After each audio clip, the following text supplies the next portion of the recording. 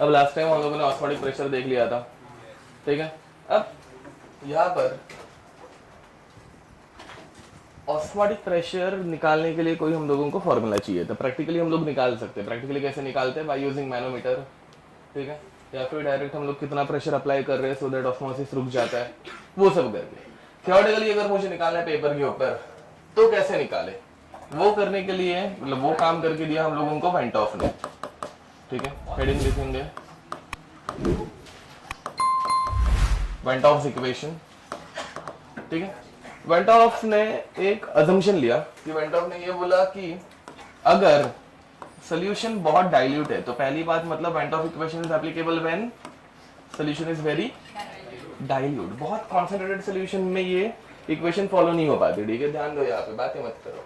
तो अगर बहुत डाइल्यूट सोल्यूशन है मतलब very small amount of solute particles are there and now they are very free to move, समझ में आ रहा है? ये एकदम इजीली सोल्यूशन के अंदर मूव कर सकते हैं and they can show continuous random motion. ये समझ में आ रहा है? ऐसा मूवमेंट, ऐसे मतलब कंटिन्यूअस रैंडम मोशन कौन दिखाता है? गैस दिखाते हैं। कौन दिखाते हैं? गैस दिखाते हैं, समझ में आ रहा है, ठीक है। ब्राउनियन मोशन नहीं है। ब्राउनियन मोशन और इसमें चेंज क्या है, मतलब फर्क क्या है? ब्राउनियन मोशन में पार्टिकल इधर है ना, ऐसे जाके इधर अचानक से मुड़ सकता है, दिस इज ब्राउनियन मोशन, समझ में आ रहा है, ठीक है। वो किधर से भी मुड़ सकता है। यहाँ पे पार्टिकल कैसे चेंज हो रहा है? वॉल्स के साथ ये होके कोलाइड करके, समझ में आ रहा है, ठीक है। तो गैस और ब्राउनियन मोशन में इतना ही डिफरेंस है। तो उन्होंने बोला that these particles can behave as a gas particles. किसके जैसे बिहेव कर सकते हैं ये? Gas particle. Why? Because they are showing continuous random motion. अरे समझ में आ रहा है? अब गैस से जैसा अगर बिहेव कर रहा है तो it should follow gas law, समझ में आ रहा है? तो उधर से आते हैं van't Hoff Boyle's law, Charles law and Gay Lussac's law, समझ में आ रहा है, ठीक है। तो फिर उन्होंने खुद का नाम जोड़ लिया, वेंट ऑफ बॉयल्स लॉ। ये समझ में आ रहा है? हाँ सच्ची। तो उनका लॉ यूज किया, बट इन्होंने कहाँ पे यूज किया? गैसेस के बदले सॉल्यूशंस के ऊपर ना, तो इन्होंने अलग से यूज किया है, तो उनका नाम चिपकेगा ना, क्यों नहीं, बस क्या। तो P1 डायरेक्ट लिख दो क्या? P1 V1 is equal to P2 V2। इधर नाटक नहीं करते, ये हम लोगों ने पहले से पढ़ा हुआ है, ठीक है। फिर बाद में आता है वेंट ऑफ चार्ल्स लॉ। तो V1 by V2 is equal to T1 by T2, या फिर V1 by T1 is equal to V2 by T2, याद होगा, ठीक है। ये चार्ल्स लॉ रहता है। एंड फिर बाद में आती है वेंट ऑफ इक्वेशन। क्या हुआ?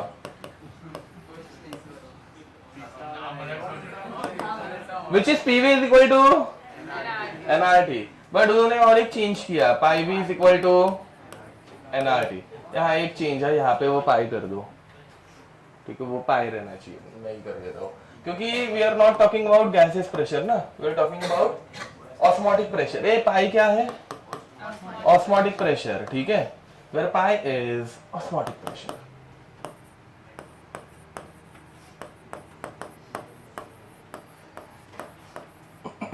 अब अगर मैं वॉल्यूम को नीचे लेके जाऊं, see we are talking about solution. Solution में हम लोग नंबर ऑफ मोल्स, वॉल्यूम, वो सब नहीं मेजर करते, हम लोग डायरेक्ट क्या मेजर करते हैं? कॉन्सेंट्रेशन। अगर मैं number of moles upon volume कर दूं, pi is equal to N by V RT, which is nothing but pi is equal to CRT।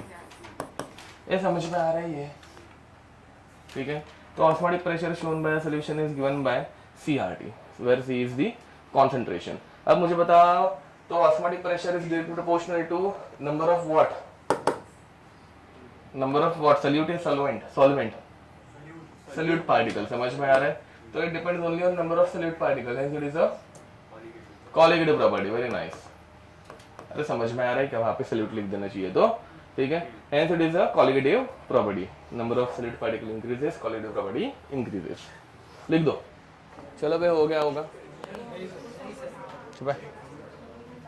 लिखो क्वेश्चन। हाँ तो इधर तक तो हो गया ही होगा।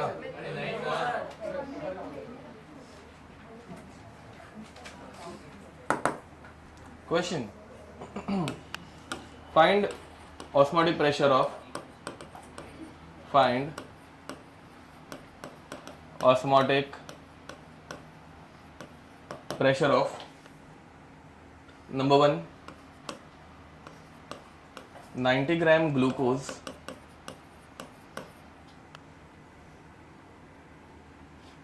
in 500 ml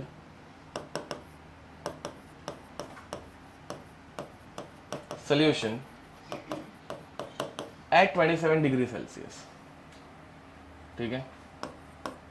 Second question, 30% weight by volume urea at 400 degree Celsius. C. यहाँ given that एक R is equal to 1/12 joule पर मोल इनवर्स पर केल्विन इनवर्स. ठीक है. ओके.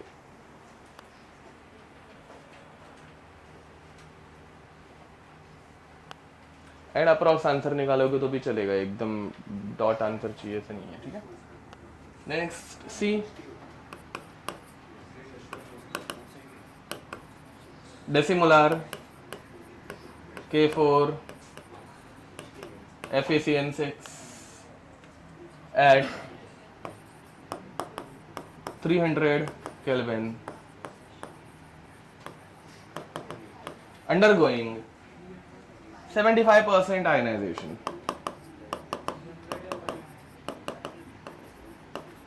चलो करो ये सब. 500 क्या? अच्छा मैंने 300 बोला था ना. हाँ 300 करो ज़्यादा. 300.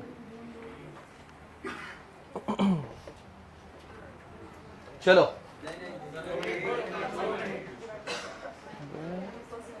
इतना टाइम लग रहा है?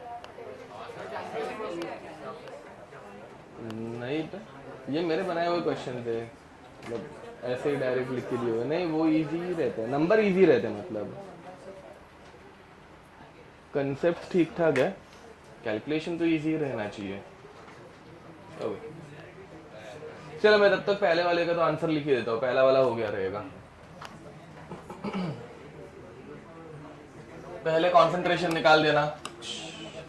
ए देखो concentration is equal to number of moles upon volume in liter, but if it is given in ml then you will have to multiply it by 1000 क्योंकि ml में दिया है तो वैसे. ग्लूकोज का तो समझ में आता होगा, given mass upon molar mass 90/180 0.5. तो 0.5 अपॉन 500 इनटू 1000 है. ठीक है. ये cut cut cut cut.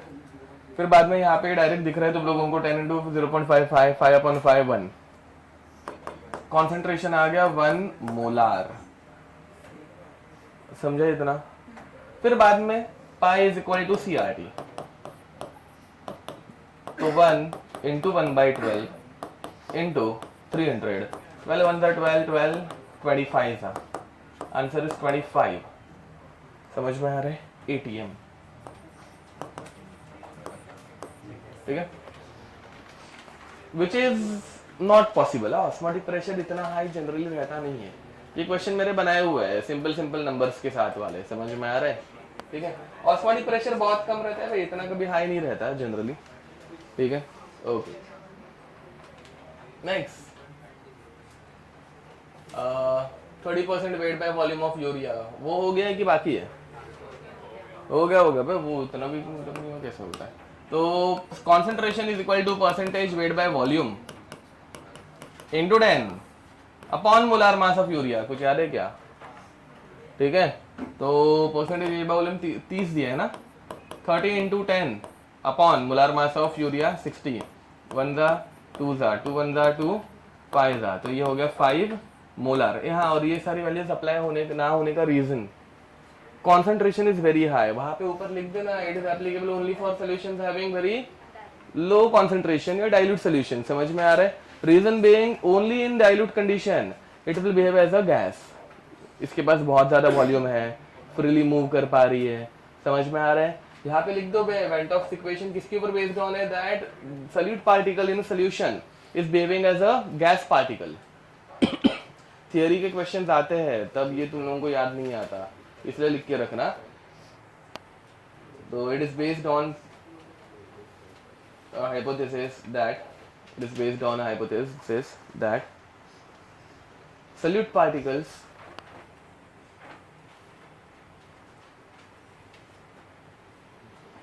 behaves as gas particles in a very dilute solution, ठीक है, in a very dilute solution because they are free to move and all, वो सब लिख के देने की जरूरत नहीं है ना। ओके नेक्स्ट, तो इतने हाई कॉन्सेंट्रेशन पे नहीं चलता भाई, यहाँ पे 1 मोलार 5 मोलार ये हाई कॉन्सेंट्रेशन हो गए। डाइल्यूट मतलब क्या, 0.1 0.01 0.001 वैसे वाले। हाँ नहीं होता, क्वेश्चन दिया तो करने का, वो उतना सोचने यार तुम लोगों को इतना सोचते बैठने की जरूरत नहीं रहती, बट थियरी में जब आता है तो वो थियरी में सोचना पड़ता है ना भाई। न्यूमेरिकल तुम लोग फटफट सॉल्व करते हो, थियरी जब मतलब रीजन असर्शन स्टेटमेंट वाले क्वेश्चन उसमें तुम लोगों को दिमाग लगाना पड़ता है, उसके लिए स्टेटमेंट लिख के दिए रहते हैं और कुछ नहीं, ठीक है। तो यहाँ पे pi is equal to CRT, तो 5 इंटू 1/12 इंटू 400 दिया है ना, 400, ठीक है। तो ये हो गया वापस 200, नहीं डिवीजन तो होने नहीं वाला है, ओके। तो 12 1 12 12 3 था, ठीक है, वापस 4 बच गया, तो ये 33.3333 समझ में आ रहा है, ठीक है। सॉरी 500/3 500/3, हाँ ठीक है, हाँ। तो आंसर कितना आ रहा है, 156 पॉइंट समथिंग, नहीं 166 ना, 166.67, ओके लिख दो। हाँ मैंने पहले वॉल्यूम निकाला ये फॉर्मूला से, तो फिर 165 होने वाला है क्या वो, नहीं 166 ही होगा, हाँ हाँ, वो 99.99 प्लस 66.6667 ना, तो बराबर है मतलब, हाँ बोलो। सर ये नंबर ऑफ मोल्स कैसे निकालेंगे इसमें, ये क्वेश्चन किस वाले में, मैंने ये वॉल्यूम निकाला पहले, तो ये किस वाले में, मतलब ये अच्छा इसमें अगर तुम लोगों को नंबर ऑफ मोल्स से कैलकुलेशन करना होगा तो 30 gram is present in 100 ml solution, समझा क्या, 30 ग्राम्स ऑफ व्हाट, यूरिया। फिर बाद में नंबर ऑफ मोल्स निकालो, बातें बंद करो बे। तो 30/60 जो कि हो गया आधा ग्राम, 0.5 mole upon volume in solution में डायरेक्ट कर रहा हूँ, 100 इंटू 1000, क्या 200 है, 100 है ना भैया, अजम्पशन 100 ml का लिया है मैंने। तो मैंने ये फॉर्मूला से निकाला। कौन से फॉर्मूला से, क्या उल्टा सुल्टा कुछ भी कर रहा है, मत कर ऐसा कुछ, इधर डायरेक्ट 30 ग्राम इन 100 ml डेफिनेशन है, वो डेफिनेशन थी वो समझा सर तो इसमें क्या, गलत क्या है? इसमें सब गलत है, वेट दिया ही नहीं तुम्हें, 30% दिया, बट वेट तुम लोगों ने, तुमने अज्यूम 60 किया, तुम 60 अज्यूम करके कर रहे हो, तो तुम्हारे नंबर ऑफ मोल्स भी 1 हो जाएंगे, फिर तो तुम्हारा आंसर सब कुछ सेम आएगा, जो ये आ रहा है ना वही आंसर आएगा, बट फिर 60 तुमने जो 60 ग्राम्स अज्यूम किया उसे लेके नंबर ऑफ मोल्स निकालो। मैंने 30 ग्राम इन 100 ml किया, तुमने 60 ग्राम इन 200 ml निकाला, समझा, हाँ। तो आंसर सेम आएगा, तुमने जो अजम्पशन लिया उससे आंसर करेक्ट आएगा, ओके। नेक्स्ट आगे, थर्ड वाला हो गया कि कर रहे हो अभी, करो उसका आंसर निकालो, वो अच्छा क्वेश्चन है, मतलब ठीक ठाक क्वेश्चन है, ओके। K4FeCN6 बस इसका अल्फा देकर रखा है, तो I यूज करना पड़ेगा, ओपन करो, बंद है क्या,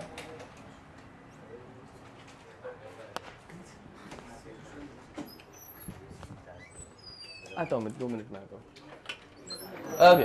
अब तो यहाँ पे I सुनो बे, pi is equal to ICRT, ये पढ़ाने की जरूरत नहीं है ना, बातें बंद, यहाँ पे ध्यान दो। तो पहले I की वैल्यू निकाल लेते हैं, I का formula I is equal to 1 plus n-1 alpha, या फिर alpha is equal to I-1 upon n-1, जो कुछ यूज करना है वो यूज करो। ये I क्यों यूज कर रहा है, because it is a electrolyte, it undergoes dissociation, ये अपने को खुद से भी समझ में आना चाहिए। NaCl में वो जो भी कोलिडिव प्रॉपर्टी की वैल्यू थी वो डबल होती है, MgCl2 में 3 टाइम्स होती है, वैसा इसमें भी कुछ तो होगी, वो निकालना पड़ेगा, ठीक है। तो पहले ICRT फॉर्मूला वो खुद से भी प्रेडिक्ट कर सकते हो ना, नहीं तो ऊपर ही जाके लिख देते बाबा, यहाँ पे this formula is used for electrolytes, ऊपर वाला फॉर्मूला नॉन इलेक्ट्रोलाइट्स के लिए यूज होगा, समझे? ये कुछ दिमाग चलाता किसी का? ये चलाया था क्या? नहीं, डायरेक्ट आंसर निकाला था, तो गलत ही है, पूरा गलत है। अब यहाँ पे अच्छा C minus C alpha use किया था, हाँ वो भी चलेगा, आंसर आने से मतलब है, और क्या फर्क पड़ रहा है, ठीक है। हाँ बट इतना लेंदी क्यों खींचने का ना भाई। तो यहाँ पे क्या हो जाएगा 1 प्लस n, इसके n कितने हैं 5 minus 1 into alpha which is 0.3/4 लेते चलो। तो ये हो गया 1 प्लस, बातें मत करो, 15/4 समझा, ठीक है, विच इज 3.75। कुछ गलत किया क्या? अच्छा 4/3, ओके 12/4, ओके तो ठीक है, ये आ गया 3, तो आंसर कितना आ गया I का 4, समझे? फिर बाद में C निकालेंगे, pi is equal to 4 into C concentration, उसके लिए नंबर ऑफ मोल्स कुछ पहले से ही देके रखे हैं। Decimolar, what is the meaning of decimolar? 0.1, बराबर है कि नहीं? Into R 1/12 into 300, this 1 this 25 25 into 0.1 2.5 2.5 into 4, answer is 10। नहीं समझा? आ गया क्या? क्या पता, चलो ठीक है, आया होगा तो ठीक है, नहीं आया होगा तो क्या ही फर्क पड़ता है। अपने को PV इक्वल टू NRT बचपन में पढ़ाया था, भूल गए। मतलब एक के अंदर जाके K3 Fe नहीं ऐसा कुछ क्या करते थे चलो बाबा, क्या ये ऐसा नहीं होगा। नहीं, ये देखो ये बॉक्स को अलग करने का, हाँ यस, ये देखो लास्ट टाइम बताया था, किधर अंदर विंदर कुछ रिएक्शन नहीं करने की। यहाँ पे ये 4K निकल गए, तो 4K प्लस बॉक्स को अलग करने का सिर्फ, खत्म। चलो अब मोहित मीत यहाँ पे देखो, इधर तो कोई दिक्कत? अब दिक्कत यहाँ पे आ सकती है तुम लोगों को, डायरेक्ट मैं क्वेश्चन नहीं दे रहा हूँ, पहले एक्सप्लेन कर रहा हूँ, ध्यान दो। दोनों तरफ सोल्यूशन है ग्लूकोज का, ठीक है, बट इस तरफ जो है सोल्यूशन है 1 मोलार ग्लूकोज एंड इस तरफ सोल्यूशन है 0.1 मोलार ग्लूकोज। ध्यान दो, ऑस्मोटिक फ्लो कहां से कहां पे होगा? राइट टू लेफ्ट, बराबर है कि नहीं? डाइल्यूट टू कॉन्सेंट्रेटेड, ठीक है। तो इस तरफ से इधर की तरफ कौन से पार्टिकल्स आएंगे? सॉल्वेंट के, समझ में आ रहा है, ठीक है। और फिर बाद में ये सोल्यूशन धीरे धीरे क्या होगा? ऊपर जाएगा। अब इसको ऊपर जाने के लिए, मतलब जाने से रोकने के लिए जितना प्रेशर लगेगा उसे क्या बोलने का? What is the formula for osmotic pressure now? Pi is equal to CRT. Okay, किसका कॉन्सेंट्रेशन लूँ? 0.1 का या 1 का? एवरेज भी नहीं, सब ट्रैक करेंगे, क्या करेंगे? सब ट्रैक करेंगे, जो भी डिफरेंस रहेगा। रुको ना, बता रहा हूँ ना। हाँ, तो यहाँ पे लेट अस से कि मैं सिर्फ एक तरफ पानी लेता, 0 लेता, तो यहाँ पे फ्लो होता, कितना डिफरेंस था? 1 मोलार का डिफरेंस था, उतना पानी इस तरफ फ्लो करेगा, समझ में आ रहा है? अब यहाँ पे कितना डिफरेंस है? 0.1 और 1 में 0.9 का, उतना ही सॉल्वेंट इधर मूव करेगा, समझ पा रहे हो? ठीक है, तो यहाँ पे फॉर्मूला एकदम छोटू सा चेंज हो जाता है, क्या करने का? Delta CRT।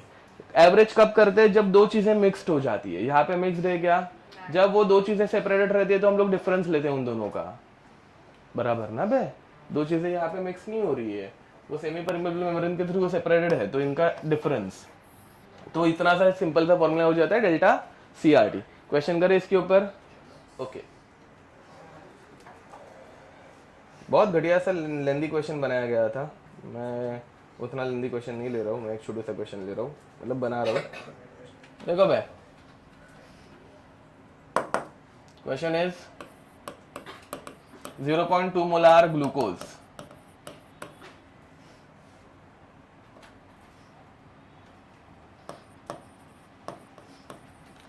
separated from 0.05 molar NaCl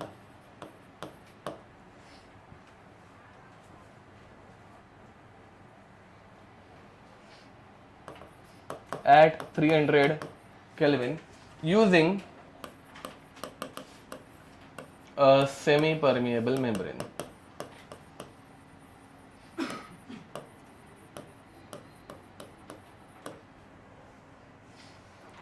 pi is dash into 10⁻⁻1 bar, given that r is equal to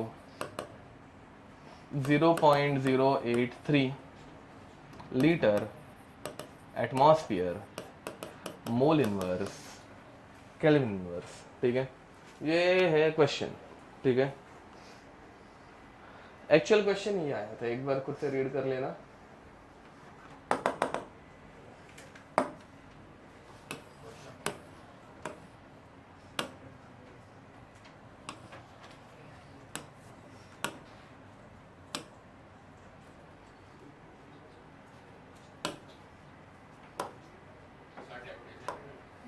three hundred था ना?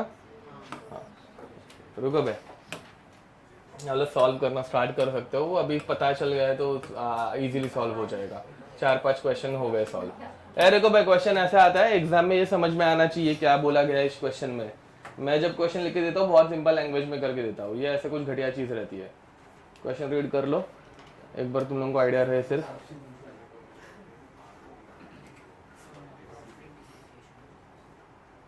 समझा?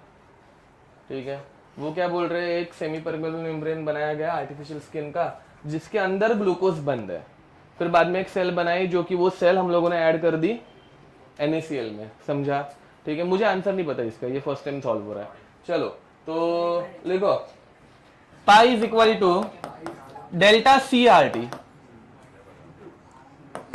Delta C2 higher minus lower 0.2 minus 2 into 0.05। समझा कि नहीं समझा? NaCl का एक टुकड़ा 2 टुकड़े में बिखर जाता है। कितने बार बताने का? बहुत बार कराया भाई ये। ठीक है, समझा? तो आया था क्या आंसर 25? तो गलत ही है ना, अभी क्या कर सकते हैं। अब इंटू 0.0, इसको 1/12 ले सकते हो बे? नहीं, वो 0.825 होता है, सॉरी ये नहीं है ना, ये 12 नहीं होगा, सॉरी। ओके, हाँ ठीक है, चलता है। 25/3 ले सकते नहीं है वो, अपॉन 300। हाँ वैसा तो 1/12 भी होगा, तो वो 1/12, अच्छा वो 1/12 भी होता है फिर। चलो चलो यार, रहने दो। अब इंटू 300, 3 से मैं इसको मल्टीप्लाई कर सकता हूँ, सिंपल नंबर आएगा, इतना कुछ डिफिकल्ट नहीं आएगा। अब ये हो जाएगा 0.1, इतना तो आता होगा, इंटू ये 2 शून्य से ये 2 शून्य कट गए, 8.3 हुआ। ठीक है, 3 3 9 एंड फिर बाद में ओके, तो ये ऐसा कुछ आ रहा है 24.9, ये 10⁻⁻1 है, तो उसको चेंज मल्टीप्लाई मत करो, 10⁻⁻1 चाहिए ना। तो आंसर क्या है? 24.9 राउंड ऑफ करके 25। हाँ समझा? ठीक है, सिंपल सा क्वेश्चन था बे, बट थोड़ा सा मतलब डायरेक्ट फॉर्मूला बेस्ड क्वेश्चन है, इतना कुछ बहुत डिफिकल्ट है ऐसा नहीं है। ठीक है, हाँ सोचने का मतलब 4 बार तो पढ़ा दिया NaCl, बाद में से NaCl ही करते जा रहे हैं हम लोग यार, ऐसा भी नहीं कुछ MgCl2 आ रहा है, कुछ आ रहा है। K4FeCN6 में भी भूल गए थे तुम लोग आई के बारे में, अभी वापस दूसरे ही क्वेश्चन में भूल गए। हाँ ठीक है, तुम लोगों को आ गया, अच्छी बात है। वो पहले टैबलेट पे आंसर सर्च किया होगा, क्या भरोसा, मुझे विश्वास नहीं हो रहा है। अच्छा ओके ठीक है, हो गया ये। अब आगे बढ़े, नेक्स्ट। तो देखो भाई, इधर से ना सॉल्यूशंस में से भेदभाव होना स्टार्ट हो जाता है। ठीक है, हाँ एक्चुअली जिसका कॉन्सेंट्रेशन कम होता है उसे बोलते हैं हाइपोटोनिक सॉल्यूशन, ये सुना होगा भी बचपन में।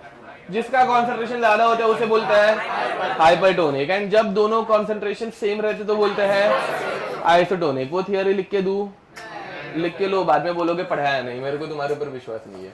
सिर्फ टाइप्स ऑफ सॉल्यूशन,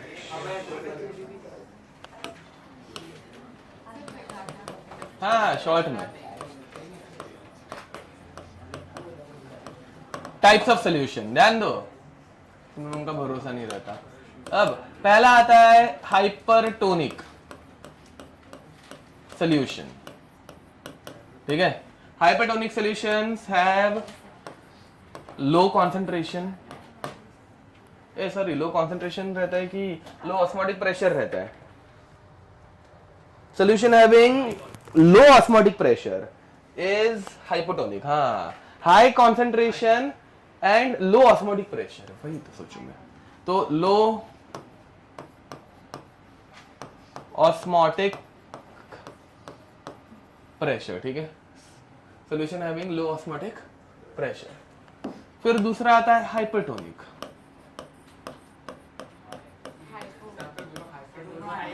अच्छा, ये दो यहाँ पे ऊपर वाला हाइपर था क्या? तो high osmotic pressure.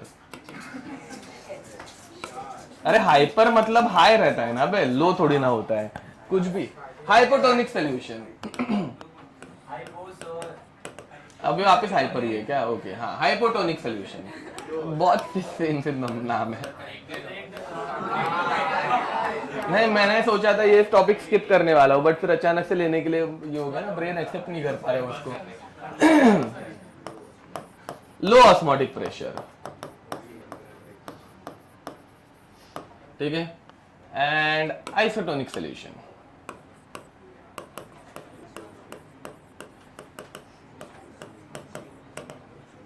Isotonic solution क्या होता है?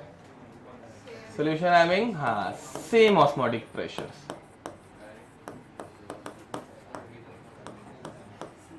मतलब दोनों तरफ सेम कॉन्सेंट्रेशन रहेगा, ठीक है। तो इसका एप्लीकेशन कहाँ पे होता है? पिकल बनाने में इसका एप्लीकेशन रहता है, ठीक है। जैम बनाने में भी हाँ पानी निकल जाता है ग्लूकोज के थ्रू, यस करेक्ट बोल रहे हो, ठीक है। तो हम लोग जब अचार बनाते हैं तो क्या करते हैं, ऐसे बॉटल लेता है, ठीक है, इस बॉटल में ऐसे कैरी के टुकड़े डाले हुए हैं, ठीक है, यस, हाँ हम, ठीक है, मेरे को पूरा डालना है वैसे, ठीक है। अब मुझे बताओ, ये ऐसे कैरी के टुकड़े ऐड कर दिए और बाहर की तरफ क्या रहता है? कॉन्सेंट्रेटेड या फिर ब्राइन सोल्यूशन रहते हैं, ब्राइन, ठीक है। बट यहाँ पे एक्चुअली 10% से थोड़ा ज्यादा भी हो सकता है, ठीक है, मतलब अच्छा खासा ना खट्टा, बहुत सारी चीजें रहती है, मसाला वसाला डाला रहता है कुछ ना कुछ, ठीक है। तो सोल्यूशन बहुत सारा ऐसे कॉन्क रहता है, कॉन्सेंट्रेटेड सोल्यूशन, सुना मैं। तो अब यहाँ पे बाहर की तरफ जो सोल्यूशन है वो ज्यादा कॉन्सेंट्रेटेड है, एंड अंदर कैरी के जो सोल्यूशन है, मतलब पानी है, उसका कॉन्सेंट्रेशन बहुत कम है। तो क्या होता है? ऑस्मोसिस होता है, ठीक है। और यहाँ पे स्वेल क्या होगा, कुछ भी, तो डाइल्यूट से कॉन्सेंट्रेटेड जाता है बे।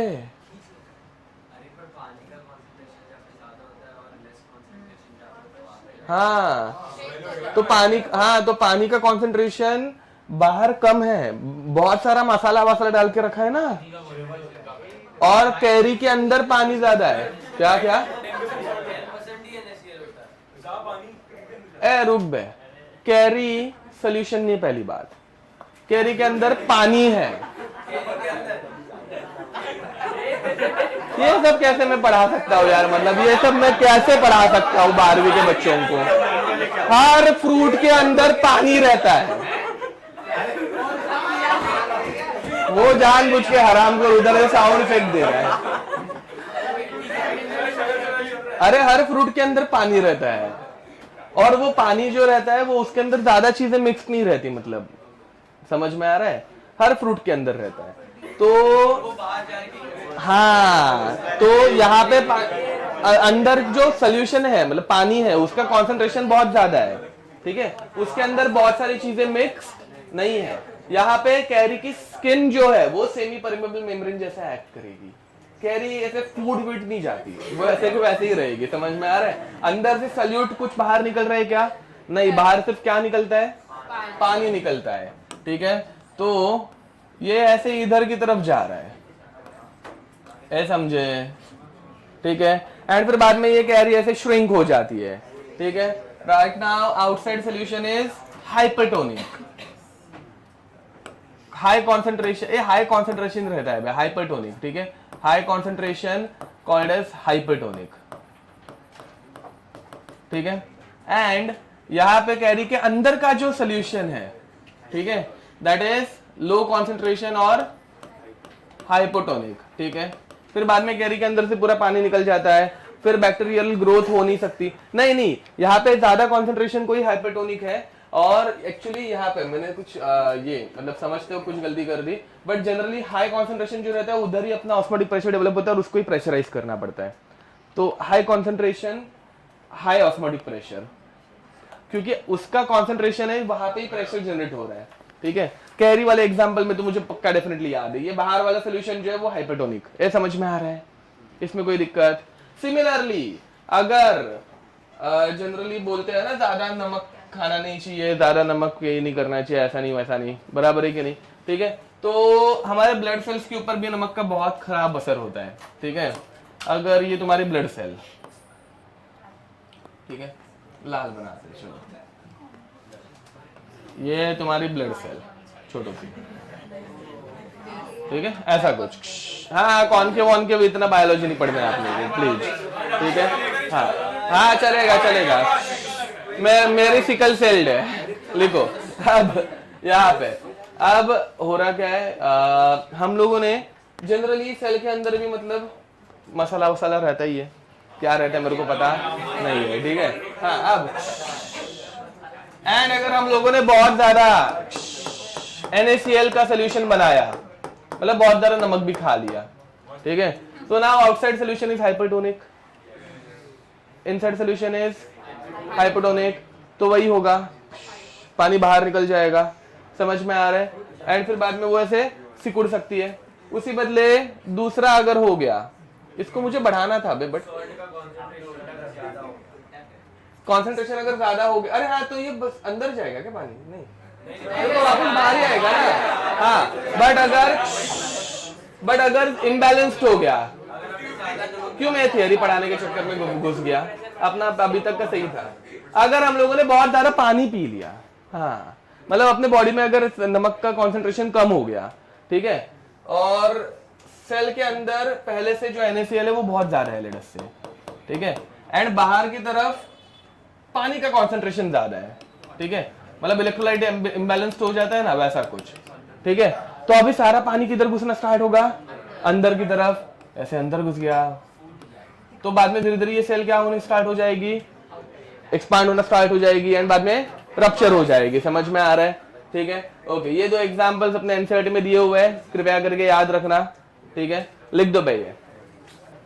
हेडिंग लिखेंगे सल्यूबिलिटी,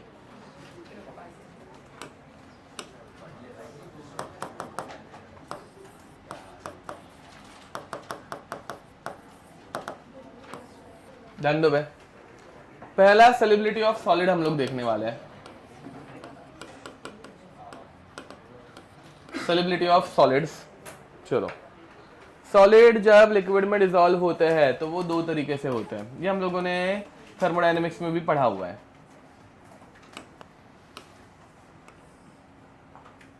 कोई एक सॉलिड रहता है जो डिसॉल्व होते वक्त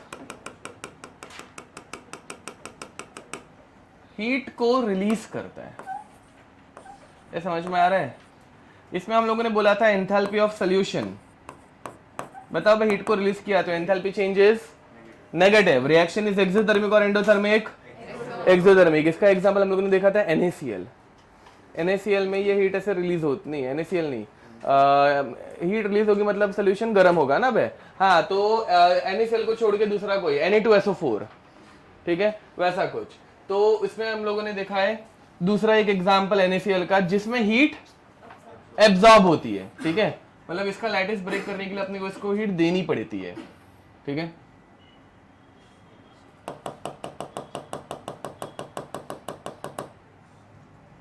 यहां पे ऐसे हीट एब्जॉर्ब होगी, तो एंथैल्पी चेंजेस पॉजिटिव और नेगेटिव, पॉजिटिव, ठीक है, समझ पा रहे हो? अब इनको हम लोगों को ज्यादा स्पॉन्टेनियस बनाना है, समझ में आ रहा है? ठीक है, तो पहले सोल्यूशन को क्या करूं, गर्म करूं या ठंडा करूं? वापस एक बार देखो भाई, ये हीट रिलीज कर रहा है, बराबर, तो हाँ, इसको हीट रिलीज करने के लिए मतलब अपने को इसको ठंडा करते जाना पड़ेगा, तो ये और हीट रिलीज करेगा, समझ में आ रहा है? तो ऐसे एक्सोथर्मिक प्रोसेस में, if process is exothermic, Le Chatelier's principle में भी हम लोगों ने ऐसा कुछ पढ़ा हुआ है, ठीक है। तो if process is exothermic, solubility increases by decrease in temperature, ठीक है। Solubility increases when temperature decreases, ठीक है।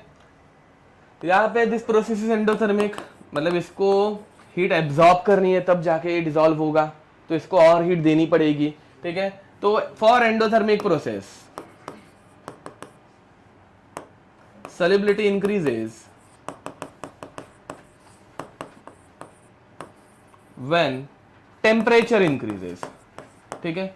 बट ये इतना कुछ इंपॉर्टेंट नहीं है, मतलब 4 बार पढ़ के हो चुका है, ये तुम लोगों को आता है, मतलब आंसर गलत दे रहे हो बट ये तुम लोगों को पता है पहले से, ठीक है। तो अब बट ज्यादा इंपॉर्टेंट हम लोग पढ़ने वाले हैं solubility ऑफ गैसेस, ठीक है। ये ज्यादा इंपॉर्टेंट है, ध्यान दो, कुछ नया पढ़ने वाला है, ठीक है। गैस कब ज्यादा सोल्यूबल होगी, तो जरा देखते हैं। आंसर करेक्ट है वैसे तुम्हारा, देखो भाई, बट हाँ लॉ थोड़ा सा ऐसे मतलब डिफरेंट है।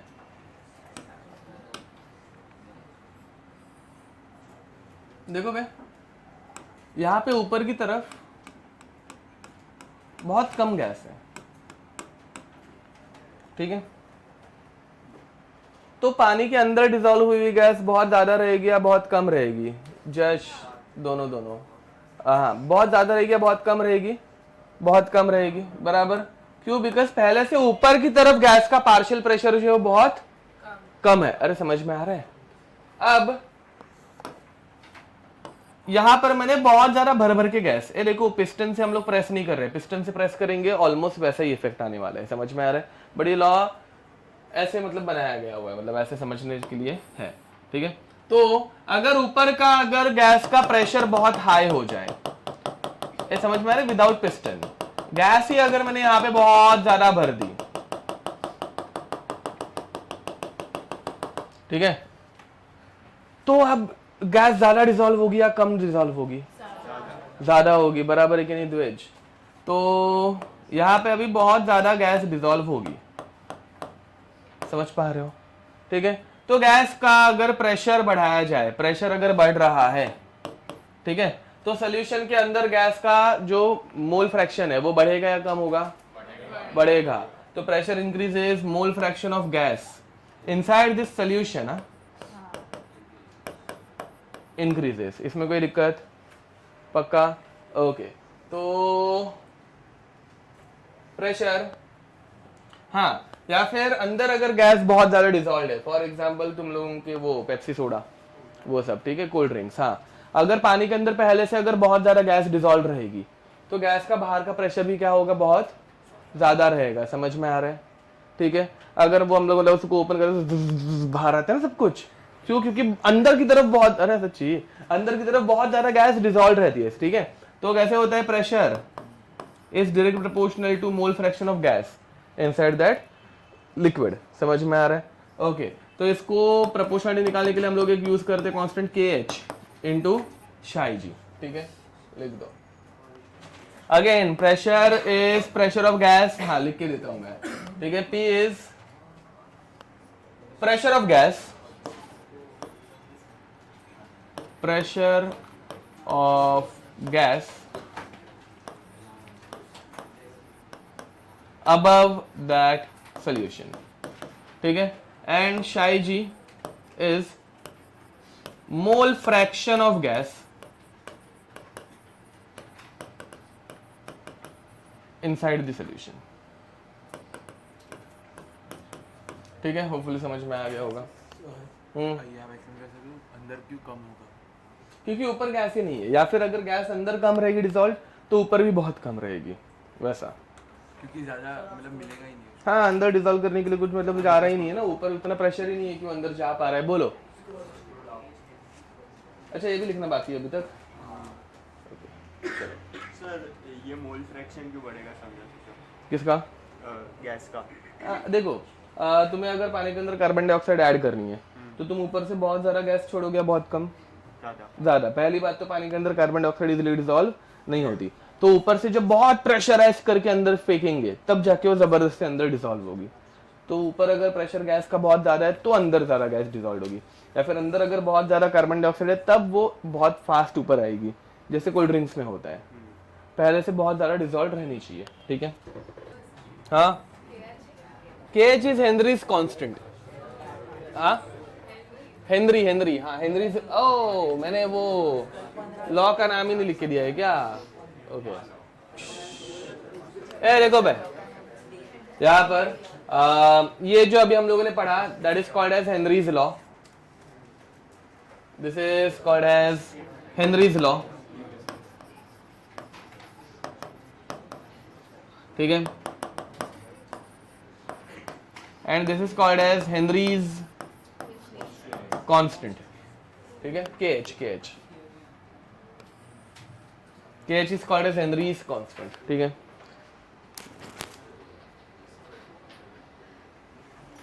यहाँ हेनरीज लॉ और एक मैनर में रिप्रेजेंट किया जाता है जो जनरली यूज तो नहीं होता, बट अगर पूछा गया डायरेक्ट, अगर सॉल्युबिलिटी के ऊपर क्वेश्चन आया, ठीक है। सॉल्युबिलिटी का यूनिट क्या रहता है? मोल पर लीटर, कॉन्सेंट्रेशन ही रहता है, ठीक है। बट एक लीटर में कितने मोल्स डिसॉल्व हुए वैसा रहता है, ठीक है। तो सॉल्युबिलिटी के टर्म्स में अगर इसको हेनरीज लॉ को रिप्रेजेंट कर रहे हैं तो वो हो जाता है pressure is direct proportional to solubility of gas, ठीक है। नहीं रुको, हाँ ये उल्टा सुल्टा है, सॉरी, इसलिए ये मेरे को लॉ पसंद नहीं है। Solubility of gas is directly proportional to pressure above it, ठीक है। हाँ नहीं, इससे बहुत दिक्कत होती है, ये दोनों स्टेटमेंट बहुत कॉन्ट्राडिक्टरी हो जाते हैं, मतलब दोनों फॉर्म्स, ठीक है। अब देखो भाई, solubility of gas is equal to KH by P।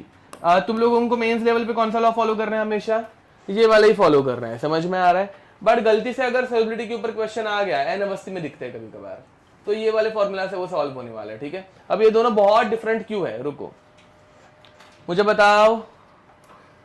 सी यहाँ पे ये सॉल्युबिलिटी ऑफ गैस है, ठीक है। प्रेशर अगर बढ़ेगा तो सॉल्युबिलिटी ऑफ गैस बढ़ेगी या कम होगी? बढ़ेगी, ठीक है। यहाँ पे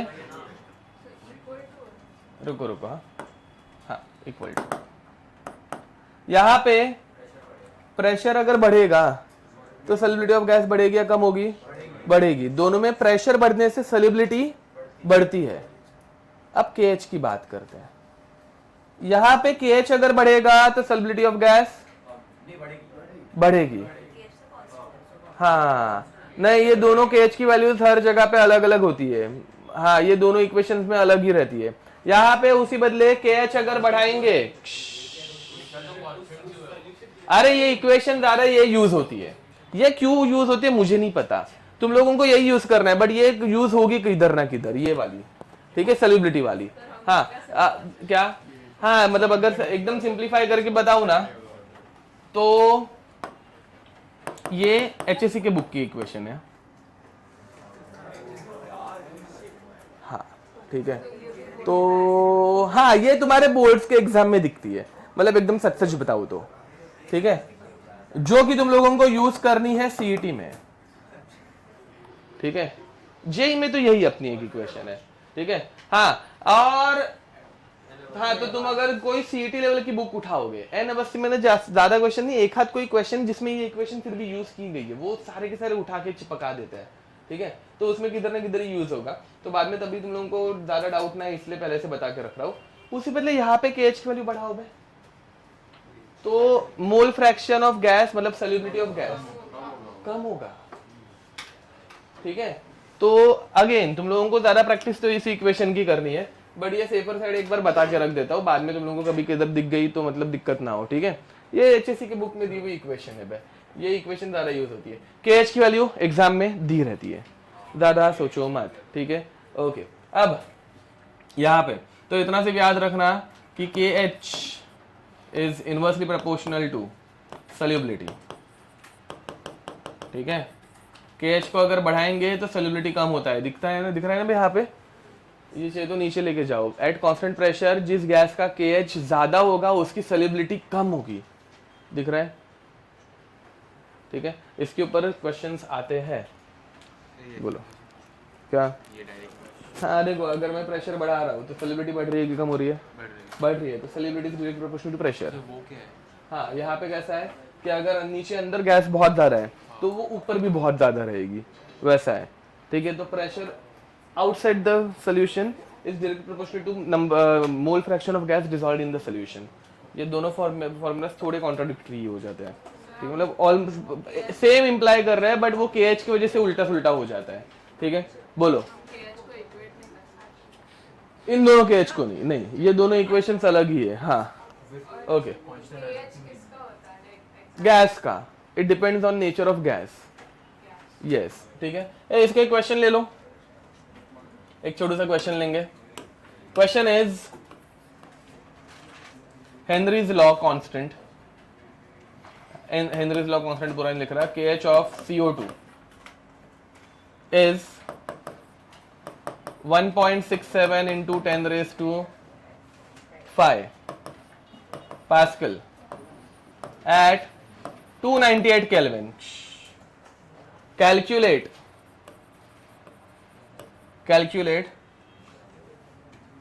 mass of CO2। एक काम करो भैया, बहुत घटिया नंबर हो जाएगा, 1.013 into 10 raised to 5, मतलब 1 एटमॉस्फेयर हो गया। ज्यादा डिफिकल्ट नहीं करते, ये 1 एटमॉस्फेयर कर दिया, ठीक है। हाँ, एट 300 केल्विन, वो राउंड ऑफ खुद से कर लेना चलेगा, वो 300, ठीक है। Calculate mass of CO2 in 500 ml of soda water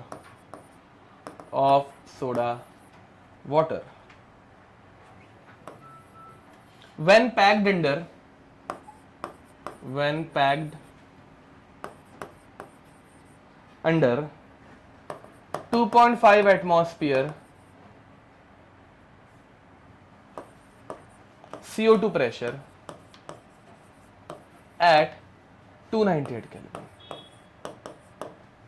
बहुत घटिया क्वेश्चन, थोड़ा सा ट्विस्टेड है। थोड़ा सा ट्विस्टेड मतलब फॉर्मूला डायरेक्ट यूज करना है, मोल फ्रैक्शन डायरेक्ट निकालना है, बट मोल फ्रैक्शन निकालने के बाद क्या निकालना है? मास निकालना है। ए, समझ में आ रहा है क्या? मोल फ्रैक्शन, हाँ, तो मोल फ्रैक्शन से मास निकालने तक जाना है तुम लोगों को, वो अभी करो। चलो, मतलब क्या बोल रहे हो तुम? KH अपॉन P करोगे ना, तो शाही जी, हाँ मतलब, हाँ, P अपॉन KH। ए रुको, यहाँ पे प्रिंटिंग मिस्टेक नहीं, क्या बोलते हैं, बहुत ब्लर दिख रहा है, ये 10⁸ है, my bad, this is 10⁸। Okay 10⁵ नहीं है, वो इधर दिखते हो 10⁵ दिख रहा है, बट 10⁸ है, वो बहुत ब्लर दिख रहा है क्वेश्चन में। हाँ, ओके, तो 1000 पास्कल हो गया, 1000 एटमॉस्फेयर हो गया। इसके ऊपर मेंस लेवल पे क्वेश्चन मुझे मिला नहीं तो मैं डायरेक्ट ओपन करके चिपका देता, ठीक है। चलो आ गया, ए मोल फ्रैक्शन तक पहुंचे, ओके, 2.5 into 10⁻³ उतना हो रहा है, ओके। फिर बाद में मोल फ्रैक्शन बहुत ज्यादा है कि बहुत कम है, तो एक अजम्पशन लेना है जो तुम लोगों को खुद से लेना रहता है एग्जाम में। देखो भाई, pressure is equal to KH into mole fraction of gas, mole fraction of CO2।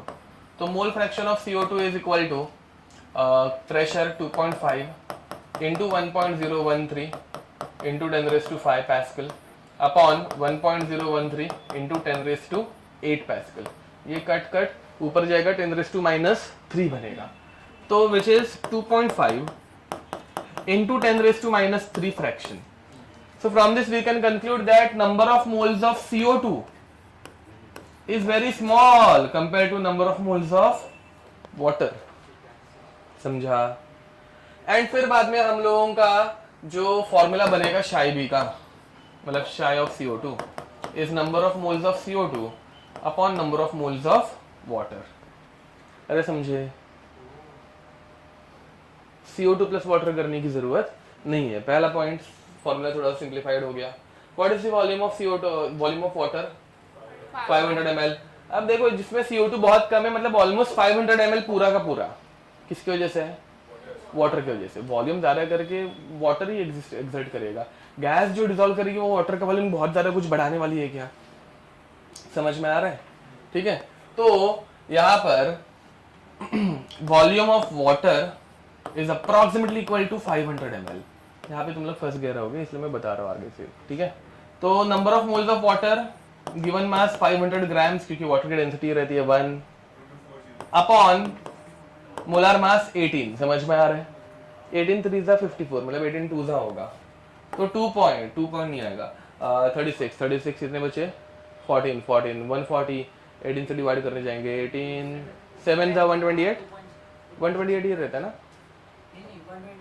126 रहता है। ओके, तो 18 7 126। ठीक है, तो वापस कितने बच गए? 14 बच गए। 14, तब ये रिकरिंग में आ गया 27.77। ये समझे? ठीक है, फिर बाद में तो मोल फ्रैक्शन, तो number of moles of CO2 is equal to 2.5, which can be written as 1/4 into 10⁻³ into 27.77। समझे? अब इसको 28 लेके खत्म कर दूं क्या? ज़्यादा नाटक नहीं करता, चलेगा ना? 4 1 4 7 तो आंसर कितना आ रहा है? 7 into 10⁻³ मोल। समझा? into 44। फिर आएगा तुम लोगों का आंसर। कोई दिक्कत? ये समझा क्या किया? बोलो। हाँ, नहीं, वो सिर्फ गैसेस के लिए एप्लीकेबल है हमेशा से। वो फॉर्मूला है, देखो भाई, number of mole is equal to V/22.4 is only applicable for gases. Volume of 1 mole of gas at STP is 22.4। Liquid का नहीं रहता वो, ये फॉर्मूला लिक्विड पे नहीं अप्लाई होता। ये समझाइए। हाँ, अरे बाबा, तुम लोगों को डिराइव करके दिखाया रहेगा भाई, मैंने गैस लॉ पढ़ाना चाहिए था क्या? PV is equal to nRT at STP। Temperature रहता है 273, प्रेशर रहता है 1 एटमॉस्फेयर, नंबर ऑफ मोल्स हम लोग ढूंढ रहे हैं 1 मोल का, तो volume is equal to 1 into R की value 0.0821 into 273.15 upon pressure which is 1 atmosphere. ठीक है, ये जब तुम लोग करते हो, किधर रहते हैं कैलकुलेटर? नहीं, तुम लोग चलो 0.0821 इंटू 273.15 इज इक्वल टू 22.42। ठीक है, सालो ये 11th में भी किया है हम लोगों ने। ठीक है, तो ये V/22.4 सिर्फ और सिर्फ गैसेस के लिए एप्लीकेबल रहती है और किधर भी एप्लीकेबल नहीं रहती। सॉरी, कौन सा टाइमर? अच्छा हाँ, तो ठीक है ना, इतना क्या है वो, ये समझ में आ रही है? बोलो। हाँ सर, इसके बाद आपने क्या किया? वो नहीं समझा। वॉल्यूम को 500। ठीक है, उसके बाद आपने गिवन मास अपॉन मोलार मास। मैं तो 500 रुपीस है। हाँ, तो what is the density of water? 1। Solve करके दिखाने की जरूरत नहीं है। तो अगेन याद रखना, वाटर के लिए जो वॉल्यूम दिया रहता है वही मास रहता है। ए वो दूसरा जश और उसके आगे वाले, तो क्या चालू तुम लोगों का बाद में से? क्या है? लिखो ना सर। ओके, एक तो कभी कभार आ रहे हो, फिर ध्यान नहीं दे रहे हो।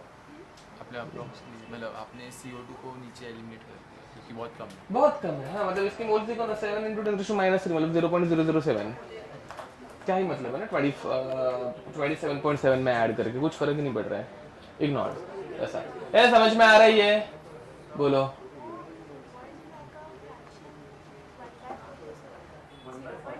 वन बाय 40 होता है। ठीक है, तो 1/40, तो ये हो गया 0.7, तो और कम हो गया भाई 10⁻⁻²। 10/4।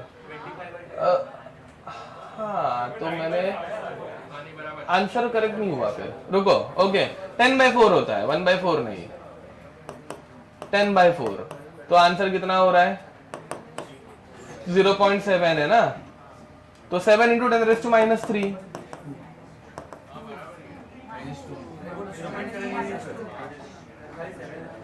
तो अभी वो 40 नहीं है, 0.7, हाँ ओके 70, तो 10⁻²। ओके हाँ,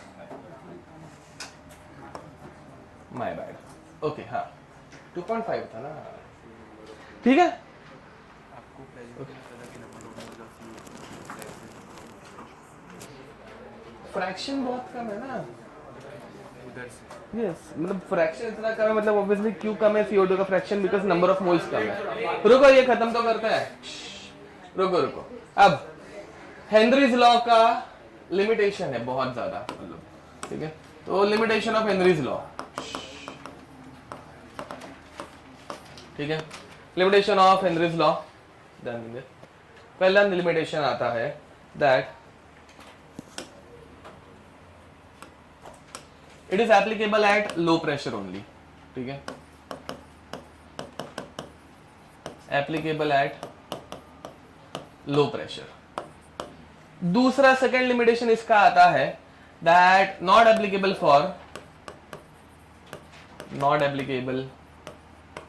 for highly soluble gas, highly soluble gases. कौन सी गैसेस वाटर में बहुत ज्यादा सल्यूबल हो सकती है, जो कि वाटर के साथ HCl, क्यों, H बॉन्डिंग गैसेस, ठीक है, वो अंदर जाके H बॉन्ड्स बना देते हैं, ठीक है। एग्जाम्पल हाइड्रोजन बॉन्ड का अमोनिया, वेरी नाइस, NH3, ठीक है। HF भी आ सकता था, but HF is the only liquid, HF भी पानी के साथ जाके अंदर हाइड्रोजन बॉन्ड बना सकता है, बट HF इज लिक्विड, ठीक है। बाकी HCl, HBr, HI they are gas, ये पता है ना भैया, HF लिक्विड रहता है because it can form hydrogen bond, ठीक है। अभी हम लोग गैसेस की बात कर रहे हैं इसलिए अमोनिया ले लेते हैं, ठीक है। तीसरा point, not applicable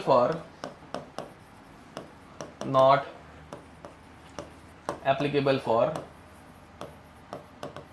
reacting gases, ठीक है।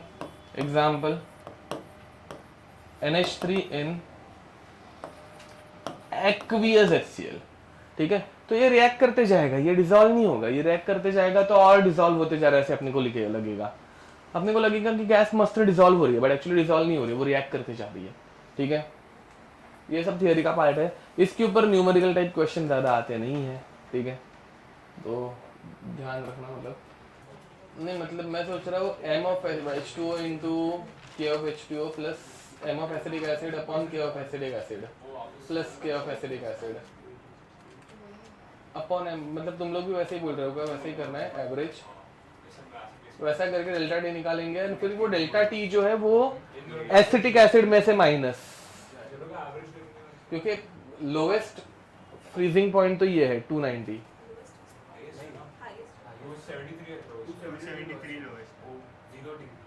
ओह हाँ सॉरी, ये माइनस में अभी तक गया नहीं है हम लोग, हाँ ओके माइनस समझ रहा था मैं, हाँ तो 273 में से फिर माइनस और करना पड़ेगा, वैसे ही करना पड़ेगा, तो 273 में से और माइनस करके फिर जो आंसर आएगा वो, बट फिर अपने पास M1 K1 ऐसा करने की जरूरत भी है क्या? ये डेटा सिर्फ कंफ्यूज करने के लिए दिया रहेगा।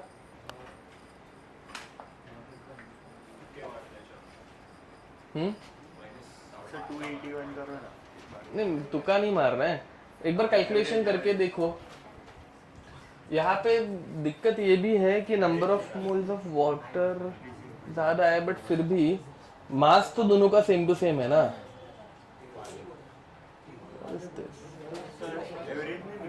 हाँ नहीं, हाँ एवरेज मतलब दोनों फ्रीजिंग पॉइंट का एवरेज नहीं निकाल सकते, वो नहीं निकालेंगे हम लोग, वाटर में से सिर्फ इसको माइनस करेंगे।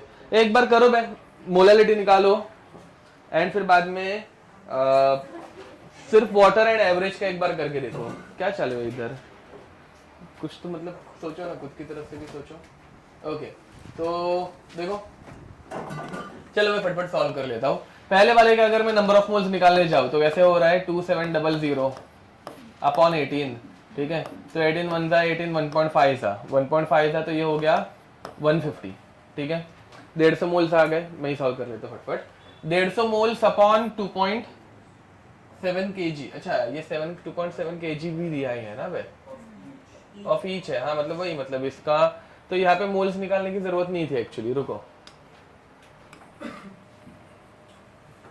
ये कैसे हो जाएगा फिर, 2700 अपॉन 18 अपॉन 2.7, दिस वन जा दिस 1000 जा, तो ये हो गया 55.55।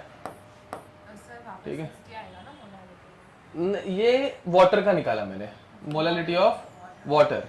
अब मोलालिटी ऑफ एसिटिक एसिड निकाल लेते हैं। Molality of acetic acid 2700 upon 60 upon 2.7, तो same to same this upon 1000, ये कट, तो 6 अपॉन 1000 कितना होता है भाई, 16.67। ठीक है, मैं बोल रहा हूं कि दो तरीके से निकाल के देखो। Delta T F is equal to normal K F into M, जहां पे वाटर में डिप्रेशन होने वाला है तो के एफ अपना वाटर का लेंगे, मोलिलिटी अपना 16 इसका लेंगे, एसिडिक एसिड का। समझ में आ रहा है? ठीक है, तो एक तरीका ये करके देखना है कि 1.86 इंटू 16.67, समझ में आ रहा है? 1.86 ये हम लोग कैसे लिख सकते हैं सिंप्लीफाइड, 7/8 नहीं 7/4, 1.75 हो गया, 7/4 नहीं आ रहा है, 8/3 नहीं वो 2 हो जाएगा ना, 5/3 1.6, 93/50 नहीं, मतलब मुझे 1.83 के लिए चाहिए, मतलब लेटर से हाँ कितना 50/3 ओके चलो, तो इसको 50/3 तो 1.86 इंटू 50/3 90 इधर किधर 3 क्या बोल रहे हो तुम यहाँ पे, 93/50 ओके चलेगा, चलो 93/50 चलो 93/50 चलो 50-50 कैंसिल आउट कर देते हैं, तो कितना आंसर आया 31। तो एक तो इसका आंसर आएगा -31, दूसरा मैं बोल रहा हूँ या फिर दो चीजें जब मिक्स हो रही है और इतने मतलब प्रॉपर मैनर में ना, मतलब आधा आधा यूज किए कर रहे हैं, ठीक है, तो let us take its average. ठीक है, एवरेज करके देखेंगे तो वही मतलब ये वाटर का के F into molality plus acetic acid का के F into molality of water. वैसा मतलब मुझे ना वो वैलिड क्यों नहीं लग रहा है, मतलब वो सही नहीं लग रहा है मुझे, मतलब मुझे लग रहा है नहीं उससे आंसर आने वाला है अपना, बट एक बार ट्राई करके देखते, दोनों आंसर निकाल के रखते हैं। वाह, पहले वाले का आंसर 31 आया था, ठीक है, अब दूसरे वाले का आंसर निकाल लेते हैं। तो दूसरा मैं बोल रहा हूँ कि डेल्टा टी एफ, अच्छा आ भी गया, वाह। हाँ, तो दूसरे वाले मैं बोल रहा हूँ delta T F of water which is 1.86 into molality which is 16.67 which is 50/3 plus delta TF of acetic acid which is 3.9 into molality of water which is 55 by मतलब ये 18/3 ले लेते हैं, सॉरी 1000/18 ले लेते हैं। समझ में आ रहा है? ठीक है, यहाँ पे इसका आंसर 31 हो रहा है upon the whole thing divided by 50/3 plus 55.555 average करके एक बार। समझ में आ रहा है? इसका कैलकुलेशन क्या आ रहा है? ये मुझे लग रहा है हम लोग अननेसेसरली डिफिकल्ट कर रहे हैं। इसका 216 आ रहा है, ओके, तो मतलब 31 प्लस 216 ही पकड़ते अभी के लिए, छोड़ो, अपॉन ये 16.67 है ना, 16.67 मतलब 56 प्लस 16 कितना होता है, 56 प्लस 16 72, ओके 72, तो कितना आ रहा है ये 247 अपॉन 72, अप्रॉक्सीमेटली कितना हो रहा है ये 20, मतलब 3 पॉइंट समथिंग, इतना कम हो भी सकते हैं, भरोसा नहीं। तो कौन सा लिख के रखे, 31 वाला मुझे भी ज़्यादा करेक्ट लग रहा है, या फिर 3 रहेगा तो देखते हैं। चलो, मुझे लग रहा है हम लोग ज़्यादा ही सोचने लग गए थे इसके ऊपर, देखते हैं। 31 ज़्यादा ही सोच रहे थे हम लोग, उन्होंने वो केएफ ऑफ एसिटिक एसिड सिर्फ देके है ना, इन्होंने कंफ्यूज कर दिया और कुछ नहीं। नॉर्मल अपना ये करना था, water is solvent, why it is solvent, because number of moles of water is very high, ठीक है, and acetic acid is solvent because it's number of mole is very low, ठीक है। दिक्कत इन्होंने ये कर दी थी कि एसिटिक एसिड का भी उन्होंने ये दे दिया था मेल्टिंग पॉइंट, तो उसकी वजह से ज़्यादा क्वेश्चन हम लोगों ने टीडीएस कर लिया। ओके चलो नेक्स्ट। सर हम लोग ने एवरेज यहाँ पे करने की ज़रूरत ही नहीं है, क्योंकि मतलब इसमें ऐसा कुछ है ही नहीं सोल्यूशन। हाँ, इसमें ऐसा कुछ है ही नहीं कि फ्रीजिंग पॉइंट एवरेज आउट होता है, ऐसा कोई कंसेप्ट है ही नहीं। टेम्परेचर कभी एवरेज आउट ऐसे होता नहीं, फ्रीजिंग पॉइंट, बॉइलिंग पॉइंट ऐसा कभी एवरेज आउट नहीं होता। ठीक है, ओके। तो इसमें याद रखना अभी, मतलब ऐसा कुछ अगर आ जाए तो एवरेज के चक्कर में पड़ना मत। फ्रीजिंग पॉइंट का एंड बॉइलिंग पॉइंट का एवरेज नहीं होता। ठीक है, ये तो बढ़िया क्वेश्चन है, सिंपल सा है। क्वेश्चन में कुछ तो गड़बड़ी है, मतलब दो चीज़ें देनी चाहिए थी। ओके, अबे यार ये ओके, यहाँ पे दो चीज़ें देनी चाहिए थी। एक तो at boiling point of water, समझा? टेम्परेचर कितने से बढ़ा है? 2 डिग्री, मतलब ये 102 डिग्री पे अभी बॉईल हो रहा है। तो 100 डिग्री पे कितना इंक्रीमेंट हुआ, समझ में आ रहा है? तो originally P naught A at 100 degree अपने को पता है, जो कि गिवन डेटा है यहाँ पे 1 एटमॉस्फेयर। बॉइलिंग पॉइंट पे वेपर प्रेशर कितना होता है? 1 एटमॉस्फेयर। अरे समझ में आ रहा है कुछ? तो ओरिजिनल वेपर प्रेशर अपने पास रहता, original vapour pressure P naught ए हम लोग कितना अज्यूम कर लेते बॉइलिंग पॉइंट ऑफ वाटर पे? 760 mmHg। And now they are asking P A कैसे होता? पी नॉट ए इंटू शाई ए। शाई ए निकालने के लिए हम लोगों को एक और एक हिंट देके रखी है कि बी इज वेरी स्मॉल। ठीक है, तो नहीं, बट ऐसे वो अजम्पशन से एनी शाई मत लिखाना, निकालना। ओके, तो वो 1 आ जाएगा, तो वो गलत हो जाएगा। शाई बी पहले निकालना कि N B upon N A, समझा? फिर बाद में इसको सब्ट्रैक्ट करके एन शाई ए निकालना। डायरेक्ट अगर निकालने जाओगे तो N A upon N A हो जाएगा, 1 अज्यूम कर लोगे, आंसर 760 निकल आ जाएगा। समझ में आ रहा है? तो पहले ये यूज करो, फिर बाद में शाई ए निकालो। बट ये निकालने के लिए एन बी अपने को नहीं पता है, तो एन बी निकालने के लिए अपने को, समझ में आ रहा है? ठीक है, एंड फिर आंसर आ सकता है, या फिर पहले से पी नॉट ए दे के रखना चाहिए था। ये 2024 का क्वेश्चन है, तब तक ऑप्शंस अवेलेबल थे। जिस किसी के दिमाग में आ रहा होगा कि एग्जाम में कैसे होगा, एनी 5 था आउट ऑफ 10। ये स्किप मारने वाले क्वेश्चन में से है। कुछ कुछ क्वेश्चन है, हम लोगों ने इसके बहुत सारे क्वेश्चन किए। अभी मैं कैसे वो रैंडमली ओपन कर रहा हूँ, तो कुछ कुछ ऐसे घटिया क्वेश्चन भी मिल रहा है। ठीक है, ये लेंदी क्वेश्चन रहते हैं जानबूझ के। अभी इसमें और एक ना, मतलब मोलर एलिवेशन निकाल के फिर बाद में करना पड़ रहा है। समझ में आ रहा है?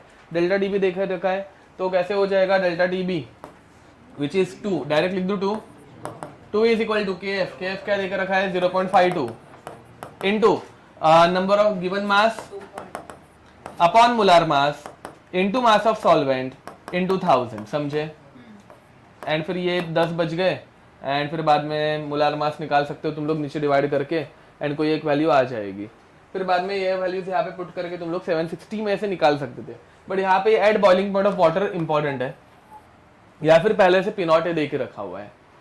समझ पा रहे हो? हाँ बोलो। हाँ तो किया ना केजी में कन्वर्ट इंटू 1000, ये समझे? ठीक है, तो दोनों में से कुछ तो एक रहना चाहिए था, तो ये आंसर आया था। स्पेसिफाई नहीं किया, या फिर ये प्रिंटिंग मिस्टेक भी हो सकती है। मार्क्स एप्लीकेशन वालों की मिस्टेक होती है बहुत सी बार। ठीक है, तो एक बार हम लोग इसका आंसर पुट करते हैं, फिर बाद में पता चल जाएगा कि एग्जैक्टली उनको क्या बोलना है। बट इस क्वेश्चन में ना 800 डिग्री सेल्सियस होना चाहिए था। ठीक है, हो गया, आगे बढ़े। कुछ तो एक रैंडम आंसर पुट कर दूं, कैलकुलेशन बहुत लेंदी है इसके, मतलब ये करने वाला क्वेश्चन ही नहीं। ठीक है, कंसेप्ट समझ में आ गया रहेगा। कितना पुट करें? 4 पुट, 4 मेरा फेवरेट नंबर है। 707 है इसका आंसर। अच्छा, तुम लोग 707 जानबूझ के इसलिए बोल रहे थे क्या? ओके, तो 760 में से ही किया हुआ है।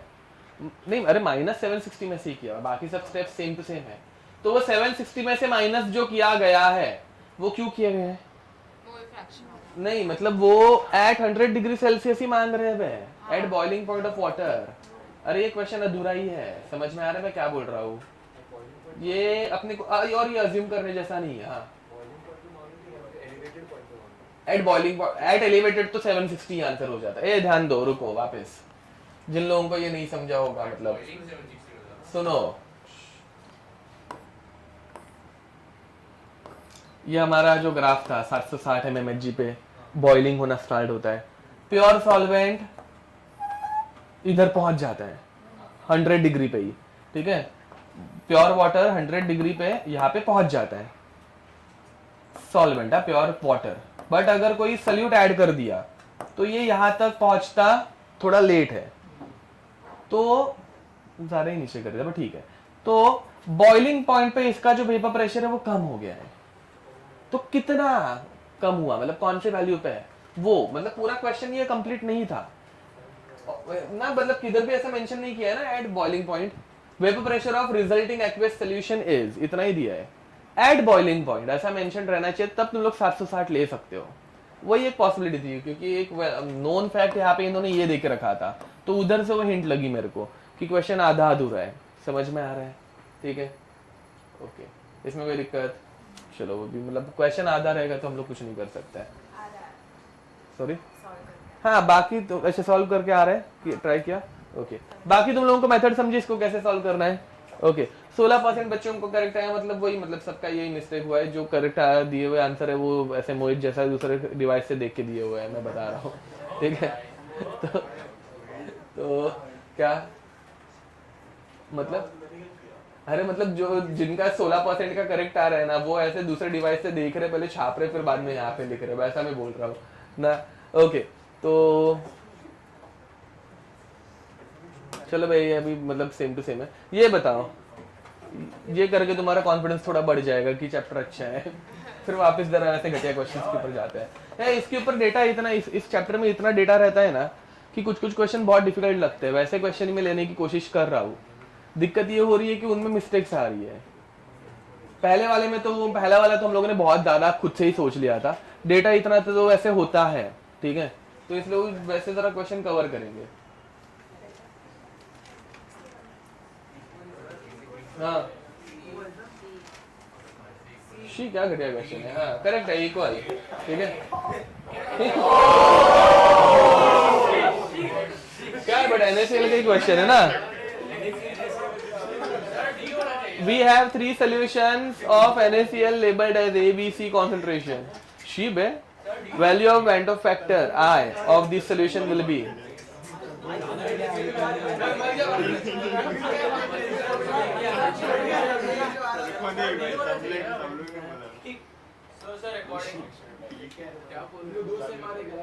ये फैक्चुअल क्वेश्चन है, it depends on extent of dilution and something. ये नहीं, ये फैक्चुअल क्वेश्चन है, इसमें नहीं, वो एग्जाम में होने जैसा नहीं। चलो, पॉजिटिव डिविएशन, ये भी गलत करेंगे अभी। हाँ, बताओ भाई इसमें क्या होना चाहिए।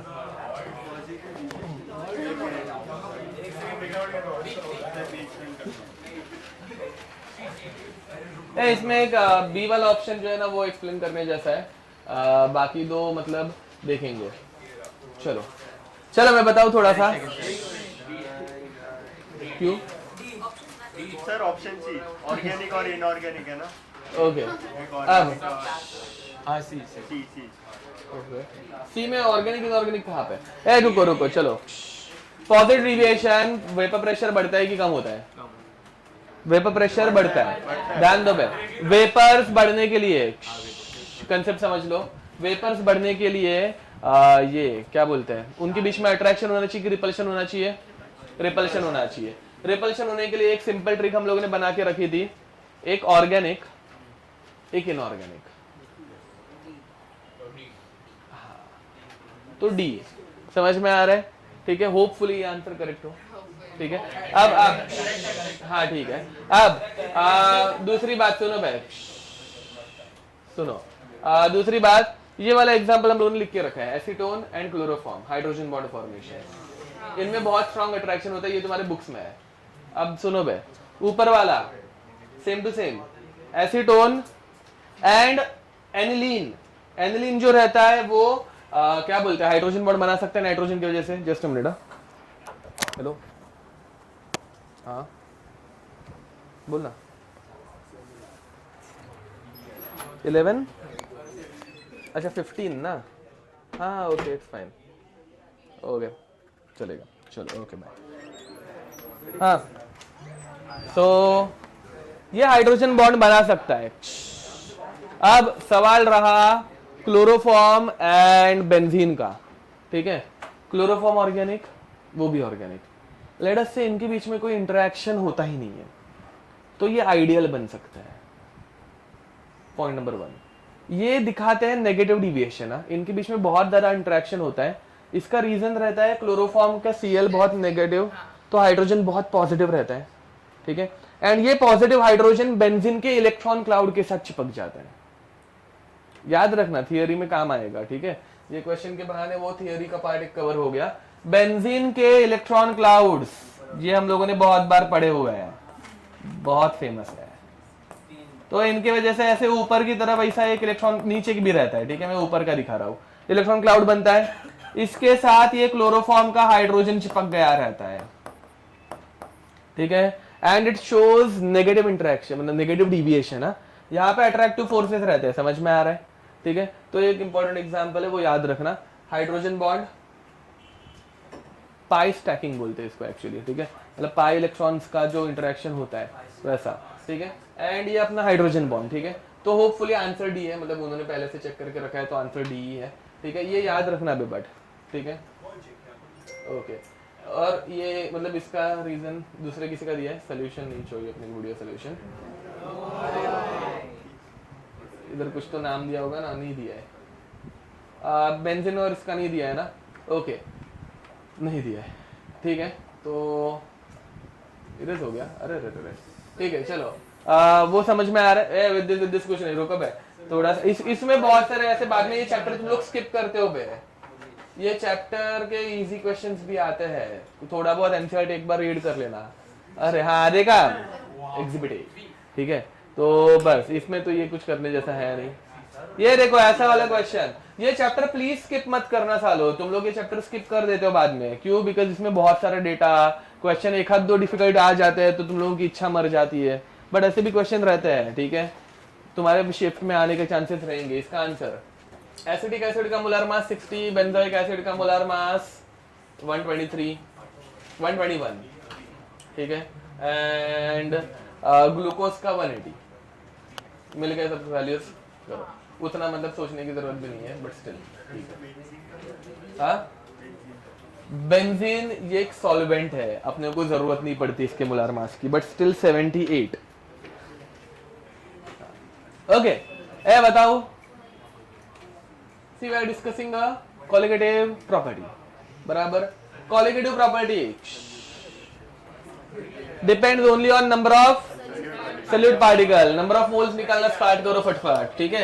ए अभी एसिटिक एसिड एंड ऑल के तुम लोगों को मोलर मास बाय हार्ट होने चाहिए, 60 है, यूरिया भी 60, ठीक है, बहुत सिंपल है। तो इधर 3 मोल, एंड यहाँ पे डिसोसिएशन होता है बे, यहाँ पे भी 3 मोल है, बट यहाँ पे एसोसिएशन होता है एसिटिक एसिड में, सॉरी बेंजीन में, एग्जांपल लिख के दिया हुआ है, ठीक है। बेंजोइक एसिड, इसका 1.5 मोल आएगा, 120 या 121 ऐसा कुछ रहता है, ठीक है। ये मुझे भी याद नहीं था, अभी मैंने 4 दिन पहले मोल कॉन्सेप्ट का एक क्वेश्चन कराया था बच्चों को, तो वो इसके अराउंड आता है, ठीक है। ये याद रखने की जरूरत नहीं है, तुम लोग इतना टेंशन मत लो। एसिटिक एसिड बहुत सिंपल है, 60, यूरिया 60, कैल्शियम कार्बोनेट 100, ग्लूकोज 180, ये एकदम कॉमन वाले याद रखो।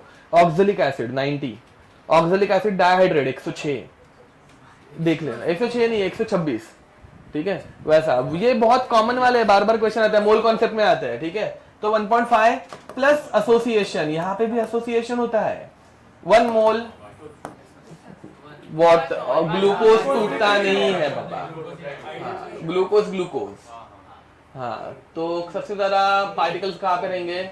ए में रहेंगे। तो सबसे कम फ्रीजिंग पॉइंट किसका होगा?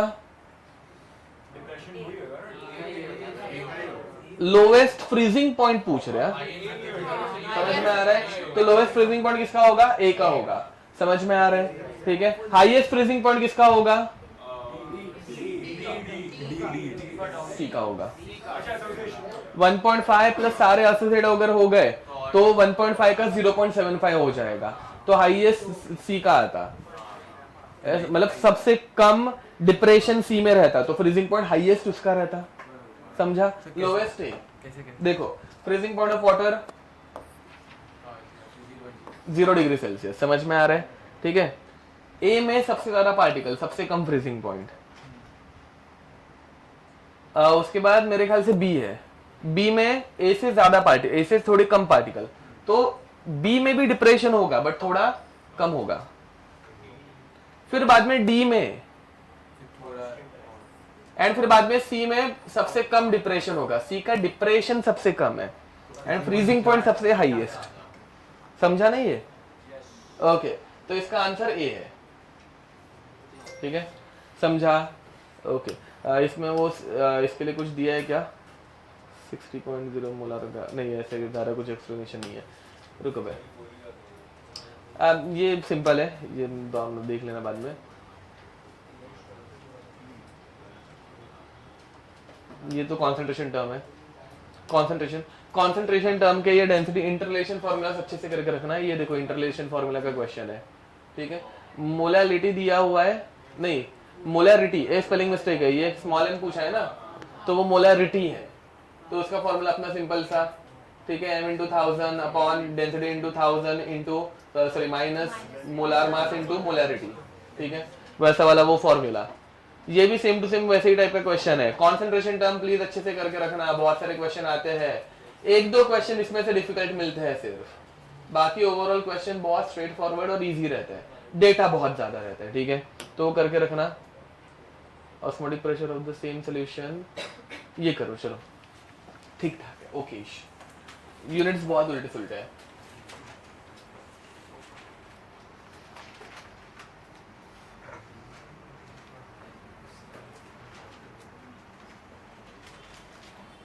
गैसियस स्टेट सिलेबस के बाहर चला गया है, बट ये गैसियस स्टेट जैसा ही क्वेश्चन है। ठीक है, हाँ, अरे तो मतलब 2024 में आया हुआ है, सिलेबस रिड्यूस 2023 में हो गया है। ठीक है, तो अभी भी वो ऐसे वाले क्वेश्चन थोड़े बहुत किधर ना किधर से पूछ लेते हैं, तो ये एक बार कर लो। हिंट, पहले कॉन्सेंट्रेशन निकालो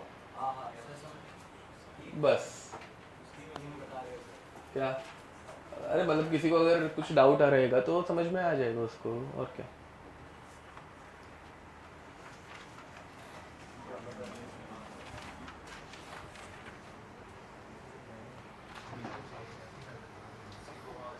एंड कॉन्सेंट्रेशन का पूरा कैलकुलेशन मत करना, वो टर्म डायरेक्ट जाके बाद में दूसरे इधर पुट कर देना। हाँ, वो भी कर सकते हैं, वही हो रहा है यहाँ पे भी। यस, तुम लोग ये गेल-लुसाक्स लॉ भी यूज कर सकते हो, P1/T1 is equal to P2/T2, वो भी हो जाएगा। हाँ, यस, ओके, नाइस नाइस, होशियार हो तुम लोग। हाँ, उसमें कुछ नहीं कर सकते हैं। एंड तुम लोगों को pascal and newton per metre square same रहते, पता है ना? हाँ, मतलब newton per metre square is called as pascal. अच्छा, हाँ, बहुत ज्यादा गंदा है, देखते हैं।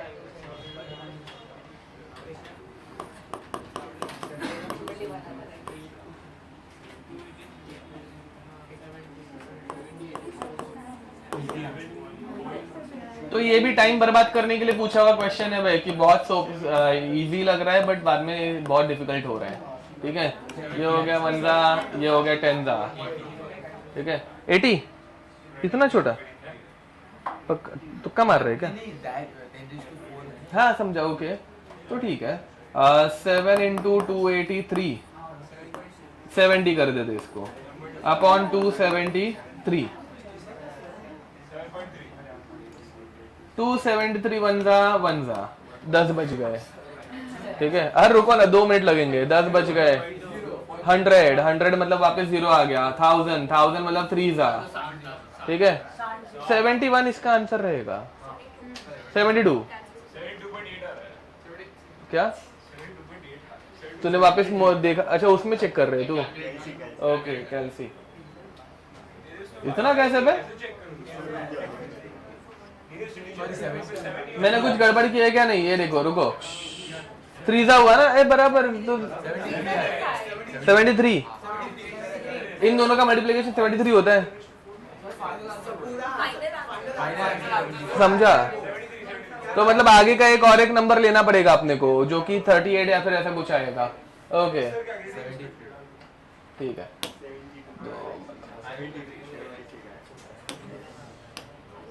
73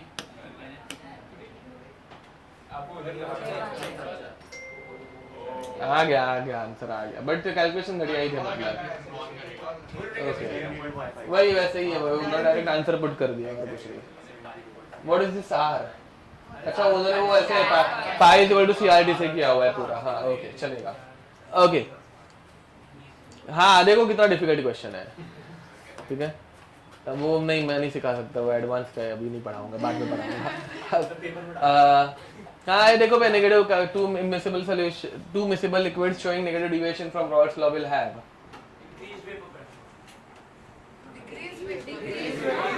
डिक्रीज होता है, नेगेटिव होता है, डिक्रीज होता है।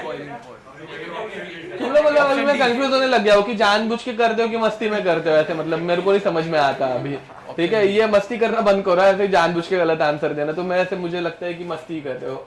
ओके हाँ तो डिक्रीज वेपर प्रेशर जब कम होता है तो बॉइलिंग पॉइंट बढ़ता है, ठीक है। तो ऐसा वाला कुछ, ठीक है। नेक्स्ट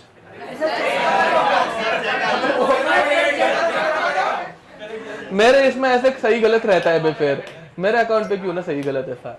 ओके ये क्या, ये घटिया अच्छा सवाल है कुछ तो।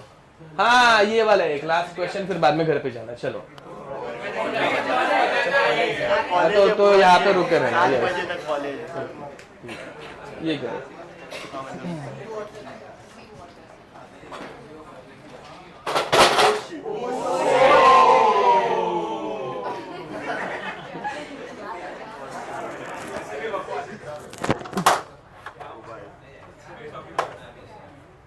करो बे, सॉल्व करो सालो।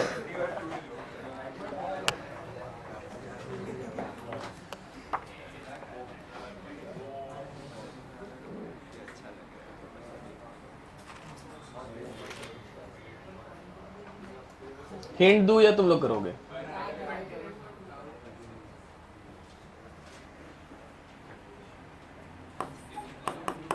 डेल्टा डी एफ टोटल, फिर भी गलत ही आंसर आएगा, but still is equal to delta T F due to NaCl plus delta T F due to MgCl2। इसे सॉल्व करने की ये मेथड है। हाँ अच्छा बॉइलिंग पॉइंट पूछा है ना, तो डेल्टा टी भी, ठीक है।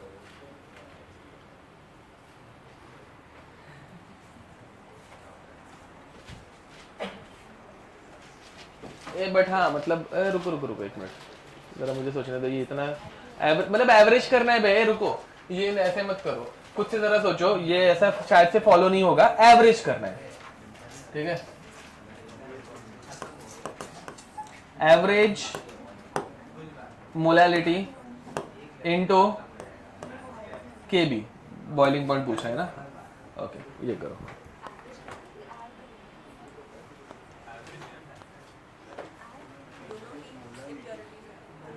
एवरेज मोलैलिटी इनटू Kb, हाँ एवरेज मोलैलिटी निकालो इनटू Kb, वैसे ही करना वही, क्योंकि ये डायरेक्ट ऐड अगर करने जाएंगे तो करेक्ट आएगा कि नहीं, वो मुझे एक क्वेश्चन मार्क है।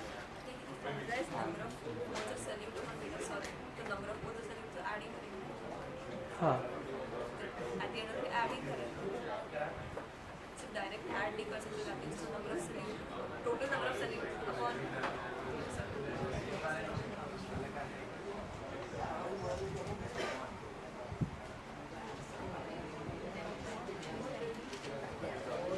ओके हाँ तो ऐसा करके देखो। रुको भाई, तो ऐसे सॉल्व करो इसको, समझा। यहाँ पे बहुत ऐसे ये करना पड़ रहा है। I of NaCl into M of NaCl plus I of MgCl2, यहाँ पे ये दिक्कत है, into M of MgCl2 into Kb, इससे आंसर आ जाएगा। हाँ मतलब जो पहले लिख के दिया था वही है, delta TB of NaCl plus delta TB of MgCl2, वही है। हाँ नहीं है जी, इनमें थोड़ा सोचना पड़ता है ऐसे वाले क्वेश्चंस में सिर्फ।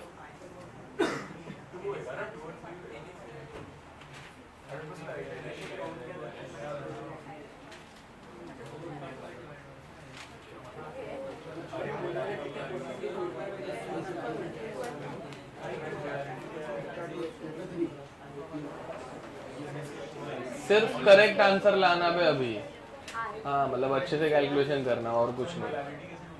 हाँ वो सोचना है ना, बाकी कंसंट्रेशन टर्म का क्वेश्चन है, सिर्फ ये शुरुआत का फॉर्मूला अपने को फिगर आउट करना है। हाँ कुछ नहीं करना है। Inter conversion using okay hint. चलो ठीक है। इसके बाद वाले जो कॉन्सेंट्रेशन वाला टर्म है वो मैं बताता हूँ। देखो भाई, परसेंटेज का फॉर्मूला रहता है यहाँ पे। परसेंटेज का मीनिंग रहता है 100 ml में उतनी अमाउंट, समझे? 100 ml सोल्यूशन में, सॉरी 100 ml नहीं, परसेंटेज वेट बाय वेट है ना।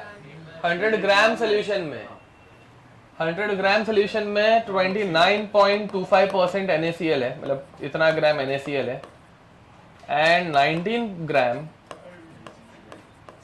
बाकी बचा हुआ वाटर है, mass of water, mass of solvent भी मिल गया, समझा कुछ? ठीक है, इन दोनों की एडिशन कितनी आती है? 48.25 मतलब 50, हाँ 51.75 ग्राम्स वाटर है, समझा? अब हर एक की मोलिलिटी निकालना इजी है, एंड फिर बाद में केबी के साथ सिर्फ मल्टीप्लाई करना है, समझे? वो ग्राम्स में है तो इनटू 1000 भी करना पड़ेगा, ठीक है? अप्रॉक्स ठीक है, मतलब चलेगा। हाँ अरे 52 ले लो आप वाटर को, वो 0.52 है, उधर 52 नीचे कर दो, आंसर इजीली आ जाएगा केबी को कैंसिल आउट करके, ठीक है? तो सिंपल है। करूँगा सॉल्व?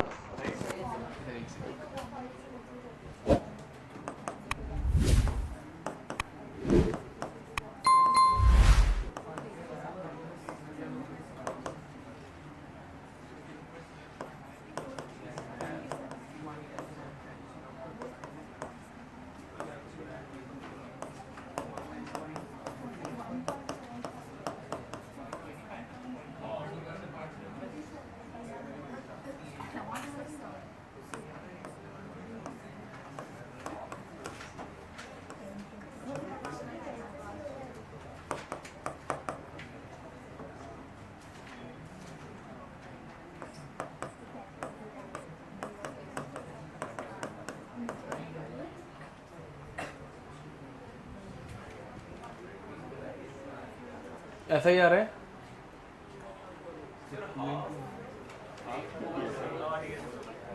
NaCl 58.5, तो ये हाफ मोल इंटू 1000, क्योंकि ग्राम्स में। सुनो, हाँ NaCl का NaCl का I2 into half mole upon mass of solvent 52 plus MgCl2 का I3 इंटू इसके number of moles 1/5 19/95 1/5 moles 95 MgCl2 का मोलर मास रहता है अपॉन 52 इंटू बाहर मैंने कॉमन 100 मल्टीप्लाई कर दिया दोनों के साथ, इंटू 100 के बदले कॉमन निकाल दिया था, इंटू 0 मतलब kb विच इज 0.52 तो ये डिवाइड करने जाऊंगा तो ये हो जाएगा 0.01 यहाँ पे मल्टीप्लाई कर दिया, आंसर बचा 10। अब यहाँ पे ब्रैकेट में क्या बच रहा है 1 प्लस ये 0.6 इंटू 10, आंसर आ गया 16, तो आंसर हो गया 116। आ रहे सबको? कैलसी यूज करने जितना ये डिफिकल्ट नहीं था, ठीक है? सिर्फ वो मोहित ने जब बोला तब फटाक से क्लिक हुआ कि हाँ वो 51.75 को हम लोग डायरेक्ट ये कर सकते हैं, 52 ले सकते हैं, समझा? ठीक है, तो उससे ये क्वेश्चन बहुत सिंपल हो गया और कुछ नहीं।